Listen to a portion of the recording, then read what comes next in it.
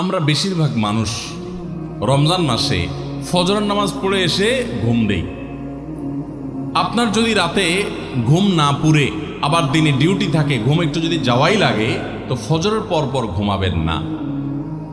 আলহামদুলিল্লাহ, আমাদের বাসায় আমরা এটার প্র্যাকটিসটা প্রতি বছর খুব হার্ডলি করার চেষ্টা করি। ফজরের পর পর কোনো ঘুম নেই, ফজরের পর একটু কোরআন তেলাওয়াত করেন। প্রথম প্রথম চোখ ভেঙে আসবে, কারণ আপনি ভোর রাতে উঠছেন, অভ্যাস নাই। তো যাতে চোখে ঘুম না আসে সেজন্য নানান বুদ্ধি বাইর করেন, করে ঘুম দূর করেন, একটু উঠবস করেন। ওই টাইমে বসে ফজরের পরে আপনি তেলাওয়াত করেন, জিকির আজকার করেন, সকাল সন্ধ্যার দোয়াগুলো পড়েন, এটা দোয়া করেন, রমজানের কিছু আমল করেন। এশাকের নামাজের ওয়াক্ত হয়ে গেছে, 2 রাকাত নামাজ পড়ে এরপর আপনি পারলে দরকার হলে শুয়ে যান, কিন্তু ফজরের পর পর শুয়ে যাবেন না। এটা একটা ভুল, কারণ নবী করিম সাল্লাল্লাহু আলাইহি সাল্লাম সকালের এই সময়টার জন্য দোয়া করেছেন, আল্লাহুম্মা বারিক লি উম্মতি ফি বুকুরিহা, আল্লাহ আমার উম্মত জন্য সকালের সময়টাতে বরকত দান করুন। আর ওই সময় আপনি ঘুমায় থাকছেন। তো রমজান মাসে আমরা এটা একটা ভুল করি, এটা আমরা করব না যথাসম্ভব। অনেকে রমজান মাসে সাহারির খাবার এমনভাবে খায়, এক সময় আমরা দেখেছি ছোটবেলায় যে অনেক মুরব্বীরা আছেন রাত 12টা 11টার দিকে উঠে সাহারি খেয়ে তারপর শুয়ে পড়েন।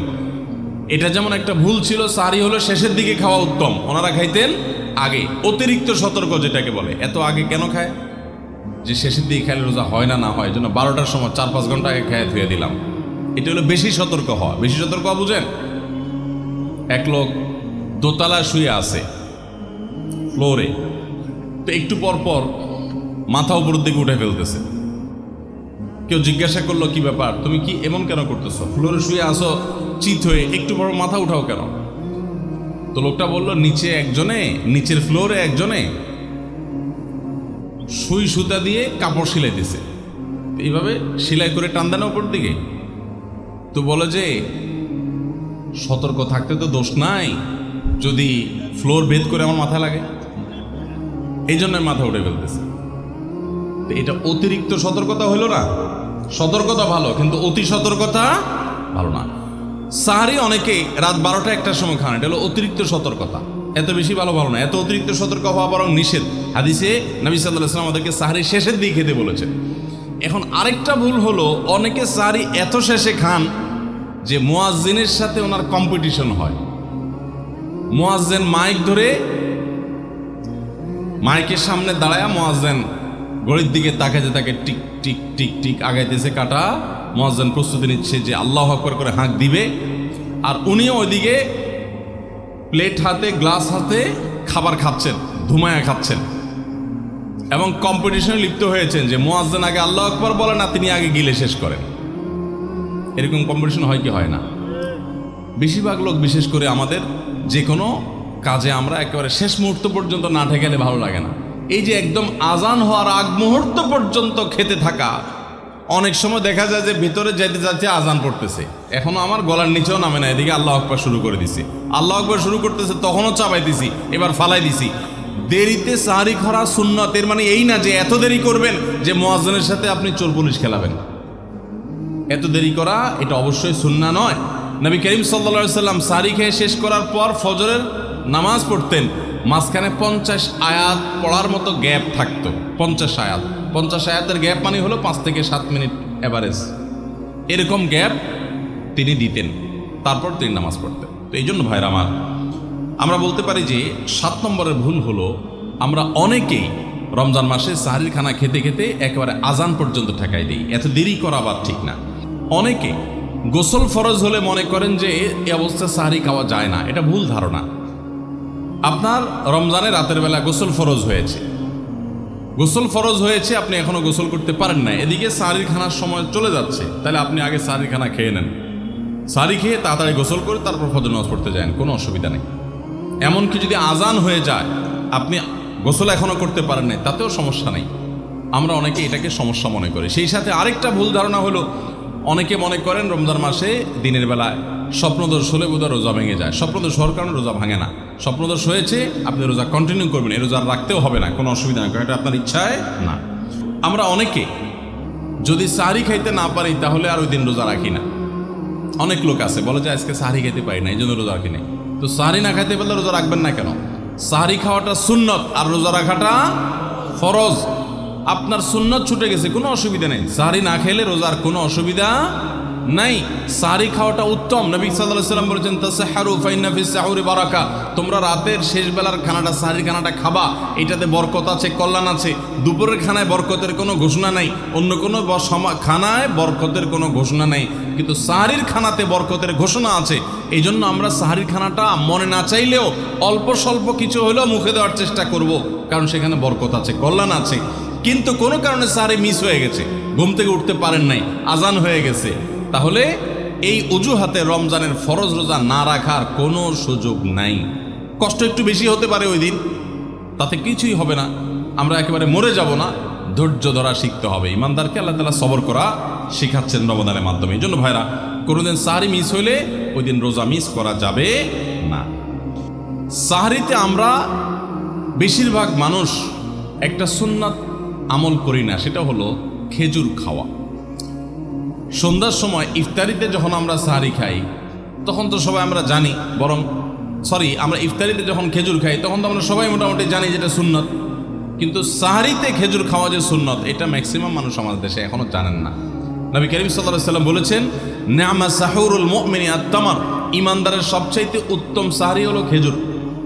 আপনি ভাত খান, ডাল খান, গোশত খান, মাছ খান, যাই খান, এক পিস খেজুর আপনি যদি অন্তত সাহারিতে খান, তাহলে এটার কারণে একটি সুন্নাত জিন্দা করা সওয়াব পাবেন। খেজুরে প্রচুর পরিমাণ এনার্জি, খাদ্য শক্তি থাকে, এটা আমাদের জন্য নানা দিক থেকে উপকারীও বটে। এই জন্য ইফতারিতে আপনি খেজুর খাওয়ার কথা জানেন, অথচ হাদিসে শুধু ইফতারিতে না, সাহারিতেও খেজুর খাওয়ার নির্দেশনা দেওয়া হয়েছে। এই জন্য এটা একটা ভুল যে আমরা অনেকে সাহারিতে যে খেজুর খেতে হয় এটা জানি না। আমরা অনেকে মনে করি ভোর রাতে আমরা যখন সাহারি খাইতে উঠি, সাহারি খাওয়ার পর আমাদের মুখে রোজার নিয়ত করা লাগে। এটা আমরা অনেকে এখনো মনে করি, নাওয়াইতু আন আসুমা গাদান, এরপরে কি মিন শাহরি রমাদান। দেখছেন সবার কড়া কড়া মুখস্থ, মাশাআল্লাহ। হ্যাঁ, মাসনুন দোয়ার কথা যদি জিজ্ঞাসা করি তাহলে অনেকেই বলতে পারবেন না, কিন্তু যে দোয়ার কোনো ভিত্তি কোরআন হাদিসে কোথাও নাই, ওইটা সবার মুখস্থ। নকলটা সবার মুখস্থ, আসলটার খবর নাই। রমজান মাসে বা রমজানের বাইরে কোনো সময় রোজার নিয়ত মুখে উচ্চারণ করা, এই যে নাওয়াইতু আন আসুমা গাদান মিন শাহরি রমাদান, আরও কি কি আছে, এরকম কোনো দোয়া পড়ার কথা কোরআন কিংবা হাদিসে কোনো নির্দেশ আমাদেরকে দেওয়া হয় নাই। আপনি সাহারি খাইতে উঠছেন কি জন্য? রোজা রাখার জন্য। রমজান রোজা রাখার উদ্দেশ্যে সাহারি খাইতে উঠছেন, বাস এটাই নিয়ত। নিয়ত মানে মনের উদ্দেশ্য, নিয়ত মানে কি? মনের উদ্দেশ্য। অতএব সে উদ্দেশ্য আছে, তাতে নিয়ত হয়ে গেছে। মুখের নিয়ত করাটাকে যারা জরুরি বা আবশ্যক মনে করেন তারা অবশ্যই ভুলের মধ্যে আছেন, এবং এটাকে জরুরি আবশ্যক বানানোর কারণে বেদাত হতে পারে, বরং গুনাহ হতে পারে। রমাদান কেন্দ্রিক একটা ছোট ভুল বলা যেতে পারে যে এই মুখে নাওয়াইতু আন আসুমা দোয়া পড়াটাকে আমরা জরুরি মনে করি। অনেক ক্যালেন্ডারিতে যে দেখবেন এরকম রমজানের ক্যালেন্ডার, ইফতার সাহারির ক্যালেন্ডার, ওখানে দেখবেন এরকম দোয়া দেওয়া আছে। এই দোয়ার কোনো ভিত্তি কোরআন অথবা হাদিসে নাই। নকল জিনিস বোঝার একটা সহজ পদ্ধতি বলি, এই যে দোয়া আছে নাওয়াইতু আন আসুমা গাদান, এই দোয়ার শেষে হাদিসের কিতাবের নাম, বইয়ের নাম, হাদিস নম্বর, কোনো রেফারেন্স দেখবেন না। বুঝতে পেরেছেন? এটা হলো মেড ইন জিনজিরা জিনিস আইটেম যেরকম দেখেন না, ওই রকম। তো এই জন্য এটাকে একটা আমরা ছোট ভুল বলতে পারি রমজান কেন্দ্রিক, যে আমরা মুখে নিয়ত করাকে অনেক আবশ্যক মনে করি। সাহারির সময়, ভোর রাতের সময়টা হলো দোয়া কবুলের সবচেয়ে মোক্ষম সময়। 24 ঘন্টার ভিতরে দোয়া কবুলের সবচেয়ে আদর্শ সময়, যে সময়ের দোয়া কবুলের সম্ভাবনা সবচেয়ে বেশি, সেটা হলো ভোর রাতের সময়টা। আল্লাহ সুবহানাহু ওয়া তাআলা ডেকে ডেকে বান্দার ক্ষমা ঘোষণা করেন, বিপদ আপদ দূর করেন, অসুখ বিসুখ দূর করেন। এই সময়টা হলো রাতের শেষ প্রহর, ফজরের আগের সময়টা, তাহাজ্জুদের সময়টা। 11 মাস ধরে আমরা নানা ব্যস্ততার অজুহাতে আমাদের তাহাজ্জুদ পড়ার সুযোগ হয় না, ভোর রাতে ওঠার সুযোগ হয় না। ভাইরা আমার, রমাদানের মাস, আপনি তো সাহারি খাইতে প্রায় প্রতিদিনই উঠছেন। আপনার যেহেতু সাহারি খাওয়ার উদ্দেশ্যে উঠাই লাগে, তো আপনি কেন এই মাসে সাহারির সময় ভোর রাতের এই সময়টাতে যখন আল্লাহর সাধারণ ক্ষমা ঘোষণা করেন, ওই সময়টাতে আপনি কেন শুধুমাত্র খেয়ে পরে আপনি মসজিদে চলে যাবেন ফজরের জন্য? অবশ্যই আপনি সাহারি খেতে উঠলে 2-5 মিনিট সময় বের করে বিশেষভাবে আল্লাহর কাছে দোয়ায় মনোনিবেশ করবেন। আমাদের একটা বড় ভুল হলো সাহারির এই সময়টাকে দোয়ায় আমরা মনোনিবেশ করি না। সম্ভব হলে 2 রাকাত নামাজ পড়েন, 4 রাকাত নামাজ পড়েন, সেটা যদি না পারেন তো সাহরির খানার শেষে অথবা আগে আপনি আপনার রুমে গিয়ে লাইট বন্ধ করে নিরিবিলি জায়গায় একটু আল্লাহর কাছে হাত তুলে একটু চোখের পানি ফেলে চান, দোয়া করেন। দোয়ার এই সুযোগটা 11 মাস আপনি পান না, রমজান মাসে সাহরির উসিলায় পেয়েছেন, তো আপনি সেই সুযোগটা কেন হাতছাড়া করবেন? আমি বিনয়ের সাথে বলতে চাই, একজন মানুষের যেন আমরা এই সুযোগটা হাতছাড়া না করি। আমি পারতপক্ষে কোনোদিন এই সুযোগটা হাতছাড়া করি না ভাইরা। যেদিন কিছুই করতে পারি না, ওইরকম দোয়া করার সময় হয়তো নাই, কোনো কারণে দেরি হয়ে গেছে উঠতে উঠতে, ওই দিন খাইতে খাইতে মনে মনে দোয়া করার চেষ্টা করি, প্লেটটা ধুইতে ধুইতে দোয়া করার চেষ্টা করি। কারণ মুয়াজ্জিন ফজরের আজান যখন দেন, ওয়াক্ত যখন হয়, তার আগ মুহূর্ত পর্যন্ত আল্লাহ তাআলা দুনিয়ার আসমানে এসে তারপরে বান্দাকে ডেকে ডেকে বলেন, আলা মিন মুবতালান, তোমাদের মধ্যে কেউ কি অসুস্থ আছো, ফাউআফিয়াহু, আমি তাকে সুস্থতা দান করব। আলা মিন মুস্তাগফিরিন ফাগফির লাহ, তোমাদের মধ্যে কেউ কি আছো ক্ষমা প্রার্থনাকারী, আমি তাকে ক্ষমা করে দিব। এভাবে ডেকে ডেকে আল্লাহ তাআলা দিতে থাকেন। টোটাল 24 ঘন্টার মধ্যে যেই সময়টার দোয়া ফেরত দেয়া হয় না, যেই সময়টার দোয়া মিস হওয়ার সম্ভাবনা খুবই কম, আপনার দোয়ার বেসিক শর্তগুলো ঠিক থাকলে এই দোয়া কবুল হওয়ার সম্ভাবনা জোরালো, সেই সময়টা হলো ভোর রাতের সময়টা। রমজান মাসে এই সময়টাতে দোয়ার যে সুযোগ তৈরি হয়, দোয়ার যে বিশাল সুযোগ আপনি পান, এই সুযোগটা হাতছাড়া করে আপনি শুধুমাত্র খেয়ে দিয়ে এই সময়টাকে পার করে দেন, এটা কখনো বুদ্ধিমানের কাজ হতে পারে না। এই জন্য রমজান মাসের ভুলগুলোর মধ্যে থেকে একটা হলো যে সাহরির সময়টাতে, ভোর রাতের সময়টাতে, দোয়া কবুলের গুরুত্বপূর্ণ সময়টাতে আমরা দোয়া তো করিই না। অনেকে ওই সময় আজকাল সাহরি পার্টি বের করেছেন, তামাশা বের করেছেন, অনেকে টেলিভিশনের প্রোগ্রাম দেখেন। কোনো চ্যানেলে সাহরির সময়ের কোনো প্রোগ্রাম আমরাও মাঝে মধ্যে, এগুলো আগে রেকর্ড করা থাকে, সাহরির সময় আমরা টেলিভিশনে প্রোগ্রাম করতে যাই না, আগে রেকর্ড করা থাকে, সেগুলো চলে। এগুলো হলো তাদের জন্য যারা টেলিভিশনে হারাম জিনিস দেখবে, ওই টাইমটাতে সে যেন হারাম জিনিস না দেখে ভালো কিছু দেখে।